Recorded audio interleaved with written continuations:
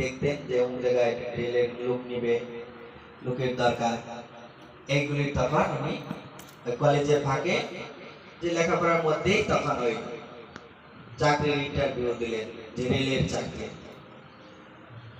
তখন উনি ভক্তি জীবনে আসলেন কিভাবে?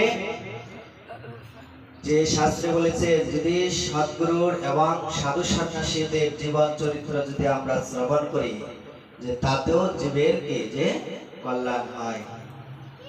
যে মহান ব্যক্তির যে তার চরিত্র বলি যদি আমরা শ্রবণ করি এবং কীর্তন করি, যে তাতেও ভগবান প্রসন্ন হয়ে আমাদেরকে কৃপা লাভ করবে। যে কেন আজকের দিনে ভগবানের আবির্ভাব তিথি এবং পরমেশ্বর ভগবানের এবং পরমারাধ্যতম গুরুদেবেরও আবির্ভাব তিথি একই সাথে দুইজনে, যে তার জন্য